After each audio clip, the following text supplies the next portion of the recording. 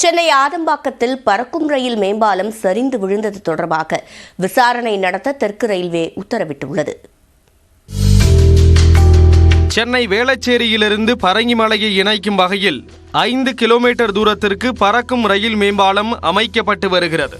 அதன் ஒரு பகுதியாக ஆதம்பாக்கம் தில்லை கங்காநகர் பகுதியில் நேற்று மாலை 6:15 மணியளவில் இரு தூண்களுக்கிடையே 40 மீட்டர் நீளத்திலான சிமெண்ட் பாலத்தை பொருத்தும் பணியின் போது திடீரென பாலம் சரிந்து விழுந்து விபத்து நேரிட்டது.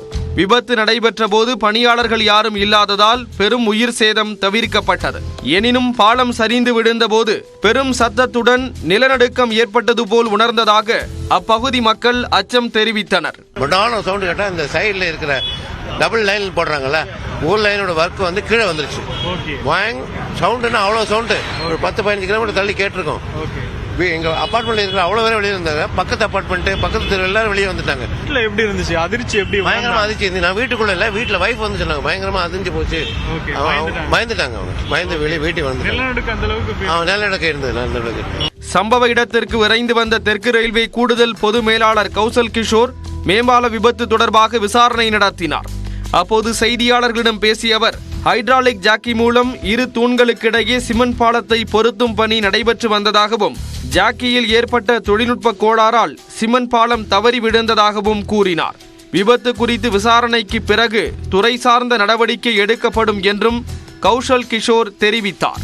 We will examine further how we can tackle this sort of shortcomings and we will try to restore the girder if it is possible and resume the work shortly. It is technical issue with respect to lowering of girder with jacks. So problem is with the jacks, not with the structure or girder. We will examine the in greater detail. இதே போன்று அமைச்சர் தாமோ அன்பரசனும் ஆய்வு மேற்கொண்டார். அமைச்சரிடம் பாலம் விபத்து தொடர்பாக அதிகாரிகள் விளக்கமளித்தனர். அதன் பின் செய்தியாளர்களிடம் பேசிய அமைச்சர், சுமார் 500 டன் எடையிலான சிமெண்ட் பாலத்தை பொருத்தும் பணியின் போது விபத்து நேரிட்டதாக கூறினார்.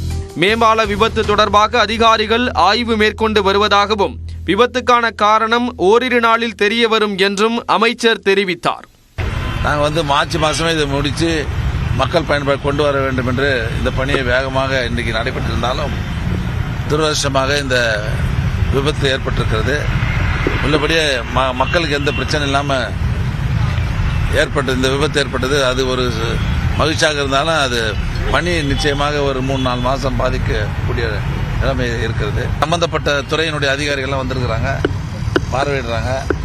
எதனால் இந்த விபத்து ஏற்பட்டது விசாரணை நடைபெற்று கொண்டிருக்கிறது. ஆக இதுக்கு தொடர்ந்து இந்த பணிகள் வேகமாக நடந்து இன்னும் 2-3 மாதம் அதிகமானால் கூட இந்த திட்டத்தை வேகமாக செயல்படுத்தி மக்கள் பயன்பாட்டிற்கு கொண்டு வருவோம். இந்நிலையில் ஆதம்பாக்கத்தில் பறக்கும் ரயில் பாலம் விபத்து குறித்து விசாரணை நடத்த தெற்கு ரயில்வே உத்தரவிட்டுள்ளது. இதுகுறித்து தெற்கு ரயில்வே வெளியிட்டுள்ள செய்திக்குறிப்பில், பாலம் அமைக்கும் பணிகள் நடைபெறும் முன்பே சாலை போக்குவரத்து மாற்றம் செய்யப்பட்டதாகவும் இதனால் யாருக்கும் காயம் ஏற்படவில்லை என்றும் தெற்கு ரயில்வே தெரிவித்துள்ளது. இடிபாடுகளை அகற்றும் பணி நடைபெற்று வருவதாகவும் இந்த விவகாரம் குறித்து விசாரணைக்கு உத்தரவிடப்பட்டுள்ளதாகவும் தெரிவிக்கப்பட்டுள்ளது.